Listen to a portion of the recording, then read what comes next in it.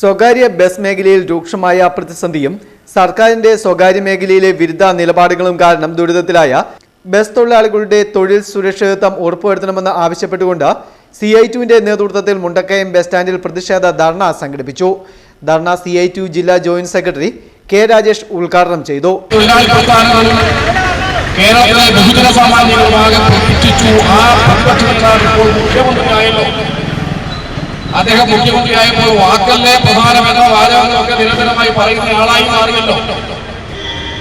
അപ്പോ ആ നികുതി ഇളവിൽ ഒരു പ്രതീക്ഷ ഉണ്ടായിരുന്നു. എന്നാൽ കേരള സംസ്ഥാന സർക്കാരിന് ചെയ്യാവുന്ന ഒരു തരത്തിലുള്ള നികുതി ഇളവും സാധ്യമാക്കിയില്ല. ഇന്ധന വില വർധനവ് ഈ രാജ്യത്തിന്റെ ചരിത്രത്തിലെ ഏറ്റവും വലിയ വിലക്കയറ്റത്തിലേക്ക് നയിക്കപ്പെട്ടപ്പോഴും നമ്മുടെ നാട്ടിലെ സാധാരണക്കാർക്ക് ഇളവ് നൽകുന്ന ഒരു പദ്ധതി ഉയർത്തിയില്ല. അപ്പോൾ ഇവർ ആകെ കൊണ്ടുവന്ന പദ്ധതി സാധാരണക്കാരായ ജനങ്ങൾക്ക് എന്തെങ്കിലും ആശ്വാസം ലഭിക്കുന്ന നിരവധി സാഹചര്യങ്ങൾ ഉണ്ടായിട്ടുണ്ട്.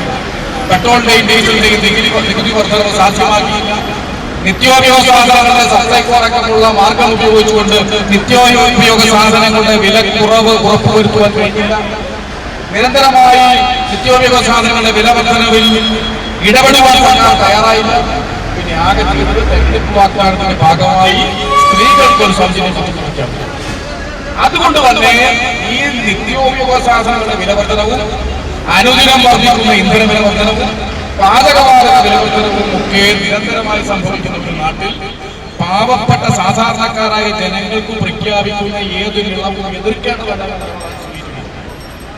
മേഖലയിലെ തൊഴിലാളികൾ നേരിടുന്ന തൊഴിൽ നഷ്ടവും വേതന പ്രതിസന്ധിയും പരിഹരിക്കുവാൻ അടിയന്തര ഇടപെടൽ വേണമെന്ന് അദ്ദേഹം ആവശ്യപ്പെട്ടു. ചടങ്ങിൽ MG രാജു അധ്യക്ഷത വഹിച്ചു.